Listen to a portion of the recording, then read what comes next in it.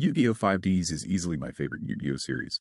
I have watched every series in their original Japanese language, read most of the mangas, and have played the TCG back and forth for years, and now occasionally play Duel Links and Master Duel.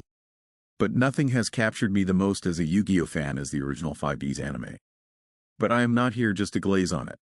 I want to make a couple of videos where I criticize certain aspects of it, particularly the ever so divisive second season of 5Ds. I am going to start off in a three-part video talking about Yusei, Jack, and Aki, the original main trio of the anime, and to show you all why they are not the same characters they were between Season 1 and Season 2. As in, but let me just repeat it again because not a single Yu-Gi tuber or fellow 5Ds fan really ever mentions this. The characters in the second half of 5Ds are not the same characters they were in the first half. And it's simply because the show has had two different main lead writers. Starting off with Yusei, Yusei tends to be criticized a lot for being too perfect and untouchable. A quote-unquote Gary Stu, and I notice that the people who do so usually make reference to his performance in Season 2. All of his wins as the anchor of the team in the WRGP, his lack of losses throughout it, even in duels where it was okay for him to lose. And honestly, I agree, but not entirely. I think it's both how differently Yusei is written but also how shafted the other characters are. Yusei in the first season isn't some grand savior of the people. He is someone who starts off with a desire for payback against his former friend and rival Jack Atlas, who took away his D-wheel which he had to make of the scraps of satellite and along with his ace monster Stardust Dragon. Jack had tied up Raleigh and left him on a small boat on the waters of Satellite, forcing Yusei to choose between confronting Jack in a duel or saving Raleigh before the currents drag him away to open waters. Yusei intends to go to Neo-Domino City to confront Jack, defeat him, and take both his old D-wheel and Stardust Dragon back. And he isn't soft about it either. He confronts and defeats Yugioh, a high-ranking officer of Sector Security, over a chip that Raleigh stole for Yusei to use, all the while scolding him for saying he is not a real duelist because Yugioh doesn't value his cards as an actual duelist would. And guess what? Yusei keeps the chip and doesn't care if it was stolen or not. Yusei's friends get harassed at work by Uryu, the guy with the power insect deck, and when he comes over to their place to bully them, Yusei doesn't ignore him. He gets angry at what Uryu says for mocking their dreams and faces him.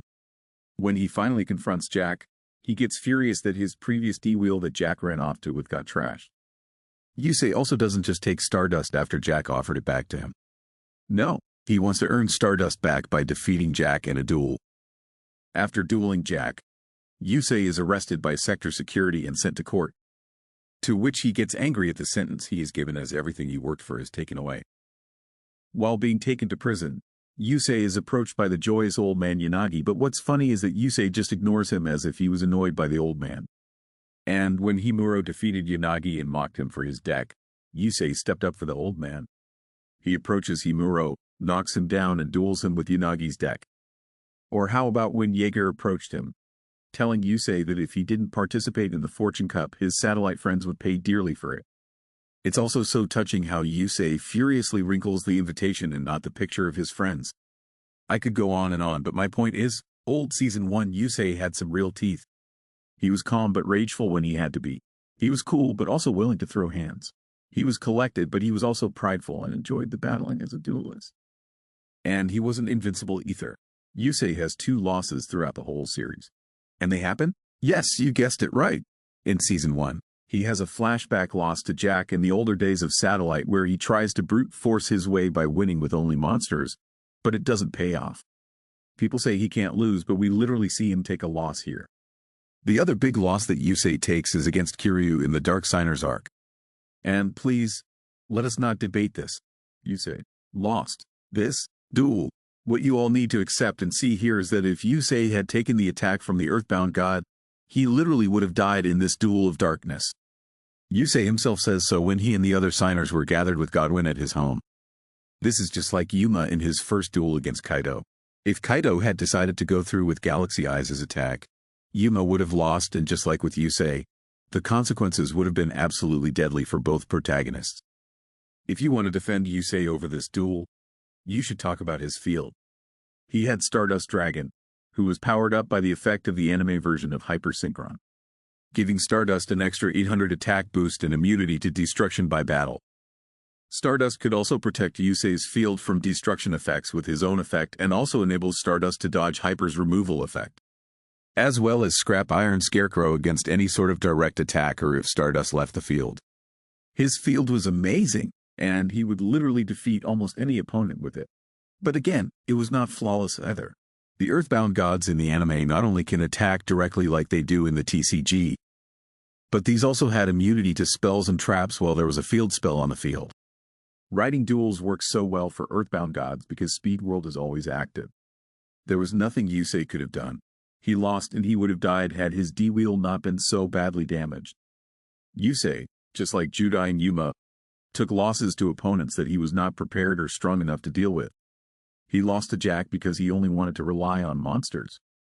He lost to Kiryu since he had nothing in his current deck to deal with the Earthbound god. Judai lost to Kaiser because he was not ready to deal with such overwhelming OTK power.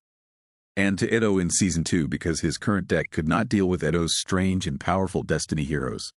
Yuma and Astral were not ready to face such a strong counter to exceed monsters like Kaido and his Galaxy Eyes. These main characters have all taken similar types of losses to opponents they just could not handle. And this Yusei from Season 1 is just like that. He has to struggle and scrape by against overwhelming odds. But this exactly fits so well with Yusei's character, as his deck is full of rejected, trashed away cards who bond together to create a new power. A new hope. Of course, Yusei does it with great strategy and combos. He is still, in my opinion, one of the best duelists in the series. And a fantastic deck builder, as seen not only with his deck that he made off cards people had discarded, but also by the deck he assembled off the cards from the prisoners in his fight against the Warden. He doesn't feel like someone untouchable who will confidently surmount through anything in his path that makes everyone else look mediocre like he does in Season 2. Season 2 Yusei is the protagonist of a world that was designed for him to shine on. Season 1 Yusei lives in a well-established world independent of him being the protagonist or not. He has his own ambitions and his own burdens in everything that unfolds. He has close friends that he cares for and enemies who he begrudges and would never forgive. Season 1 Yusei entered the Fortune Cup for the sake of his friends. Season 2 Yusei just abandoned them. We don't even get to see them again with Yusei. Like they were such important people to him in the previous arcs, there is no reason why they should at least not make a relevant cameo. Also, what is this thing that Season 2 Yusei is doing? Skating. I don't believe this is something that classic Yusei would do. He is not a good dancer and he is not really a crowd person. If he is not with his close trusted friends, he remains isolated and serious, taking care of his own business. I see him as somewhat of a shy person. Remember how comically scared Yusei was at the horde of journalists approaching him after beating Jack at the Fortune Cup finals? Or how embarrassed he was when Martha jokingly told Yusei that he should go and rescue his future wife Aki at the begging request of her father. Even Saiga got a good laugh seeing that even an attractive girl is too much for Yusei to handle. Speaking more of their adoptive mother, I really like this moment where Martha kind of scolds Yusei for trying to solve matters on his own. For trying to do something reckless on his own when he has friends that will help him. Also telling Yusei to stay put until he has recovered from his injuries. It's also interesting to me how some of the sacrifices that Yusei in Season 1 makes don't always pay off for him. He tried to save a power-hungry Kiryu from sector security and tried to take the blame for him, only for things to end up in a huge misunderstanding that led to Kiryu becoming a Dark Signer. And when he went off with Crow to deal with the Dark Signers his way, Kiryu came back to put him in his place. Yusei even acknowledges to Kiryu in their decisive duel that he was wrong on how he handled things. He shouldn't have sacrificed himself for him and instead should have stuck together with Kiryu. And there's still much more that we can talk about this version of Yusei. He grew up in poverty and in the streets, in a post-apocalyptic island where the people of the big city discriminate him for his social class, all the while bearing the fact that his deceased father is one of the catalysts who caused the great tragedy that is the Zero Reverse. And when Yusei confronts Rudger, the true culprit of the Zero Reverse and the leader of the Dark Signers, we get to see the best out of Yusei. Episode 57 is one of my favorite Yu-Gi-Oh episodes ever. It is absolutely legendary with breathtaking visuals, a spectacular duel between Yusei and Rudger, more intriguing storytelling in Yusei's incredible but also touching confession on the guilt he bears and how much he truly values his friends. I also really like how everyone here, Rudger, Yugioh, the twins and even Crow, reacted to Yusei's speech. And it doesn't even stop there as Rudger tries to take Yusei down with him before he dies. Do you see how much Season 1 Yusei has going for him? How much there is to his character? But the best part isn't quite him. It's the other characters. And it's really to me the biggest flaw that Season 2 Yusei has. He is way too important while the other characters don't really have much to show. Have you noticed in Season 1 of 5Ds how as the series progressed, we got to see less of a strong focus on Yusei and more on the other characters that make up this world? Like every main character and secondary character got episodes dedicated to them, and even tertiary characters also had some relevancy in the many events that were unfolding. We got to see Aki ravaging people in the Fortune Cup, Luca with the spirit world of dual monsters, Lua motivated to becoming the 5th signer and ends up having to duel Divine, who both tricked and kidnapped them, Carly, who went to get a story out of Jack but ends up helping him against a darkened Yugioh. And later on in the theme park, she ends up motivating Jack to get back on his feet. Even much of the duel of Yusei versus Kiryu was dedicated to who Kiryu was before he became a dark signer. We have Rally, Blitz, Nerve, and Taka having to rescue and drag down Yusei's D-Wheel through some of the most dangerous zones of Satellite. Carly infiltrating the Arcadia movement, only to be killed by Divine and be reborn as a dark signer to invade and destroy the Arcadia movement along with Misty. Yugioh also never stopped being relevant throughout the show, all the while Godwin and Jaeger were scheming behind everyone's backs to achieve their goals. I also more or less want to add up to something that Enigma said on his video of 5Ds. To me, this show has amazing world building, that Yusei could just not have been born or he could have died in the Zero Reverse. And just about everything in the show would have still happened. All these other characters with their own goals and burdens would still exist. Season 2 Yusei and the world that was built for him to be in are both so different from what they were that this feels like a filler season or even fan fiction. I find it very unfair that Yusei gets called out for being too perfect and making other characters rely on him when none of this was the case with his character or the other 5Ds characters in Season 1. And on the other hand, Season 2 Yusei doesn't deserve to be praised for the things that Season 1 Yusei achieved within his world. 1 is the version of Yusei from the original creator of Yu-Gi-Oh! 5Ds. The other one is the version of Yusei brought by Shin Yoshida, who has a different writing style and preferences. I also want to make a brief comparison to the manga, as I would say the former does a better job at being more faithful to Season 1. Sure, the manga plot-wise is very simple, but it has great characters and we get to see plenty of the dark, mystical themes that have shaped much of the franchise since Duel Monsters. I find the world of the manga where duelists can realize monsters into reality with their sense to be so damn cool. It's also nice to see Godwin be the definitive villain here, and it's fascinating that the Crimson Dragon or Ultimaya Soul Keen to be an antagonist here. Manga Yusei also gets to be memorable in his own way. I like the way he starts, battling against his satellite friend Sect and then against the Arisen Skeleton Knight. But Yusei isn't quite at the top of the mountain.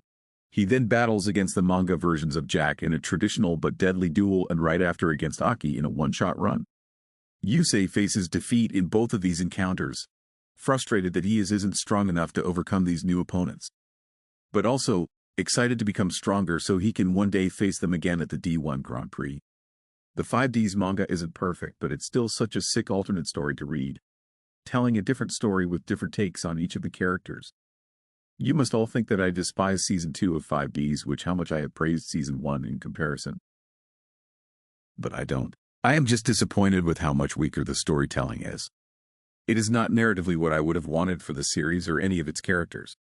Even with all of that, Season 2 is still entertaining in its own way. I like many of the new characters introduced, at least for what they are. Sherry, Antinomy, Jose, Placido, Luciano, Aporia, Zone. I think the episodes that introduced many of these major characters were all good. Crashtown is super entertaining and, in my opinion, one of the best fillers in the whole franchise.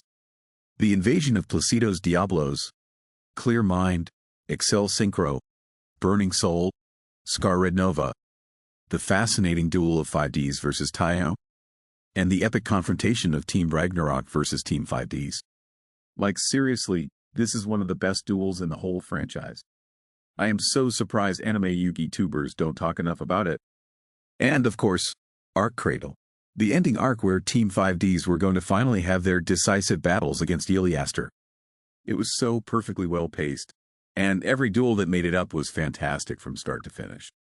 I would not rate it above Fortune Cup or especially Dark Signers, but I still think it's one of the best and most entertaining arcs in all of Yu-Gi-Oh! I am at least glad that Season 2 of 5Ds ended well in its own fashion and not terribly like two other certain Yu-Gi-Oh series. I am not quite sure what exact rating I would give Season 2, but I would personally rate it above the fillers of Duel Monsters, maybe Duelist Kingdom, the first two seasons of GX, the first season of Zexal aka Zexal 1, Seasons 2 and 3 of Arc 5, and pretty much most of Reigns. It starts very poorly for the most part, but once Yusei gets Clear Mind and Shooting Star, the show takes off to improve, getting better and better. Never to the peaks of Season 1, but still as enjoyable as it can be. There is also something that both versions of 5Ds do incredibly well, and that is its duels. And by that I mean the quality of dueling. Something that many people in the community criticize, myself included, is how underwhelming and weak most of the decks used by many of the characters in these previous shows are. Like, aside from some busted one-offs, I wouldn't want to play with any of these iconic cards and would prefer much more consistent and stronger options as a TCG player. I may not be the biggest GX fan out there, but something I will always give it praise is for giving us a Yu-Gi-Oh series that actually plays by the rules of its own card game. Sure, there is still a lot of terrible cards and decks used by many of the main characters. But it is still such a welcome improvement from Duel Monsters where almost everyone cheated in some fashion, had the money to exclusively own the best cards, or had the plot armor to be feared by every casino owner. And with 5Ds, they managed to improve the quality of duels even more. While not everything was amazing, especially since some cards were better in the anime than in the TCG, most of the cards and strategies implemented by the characters were things that real players could optimally use.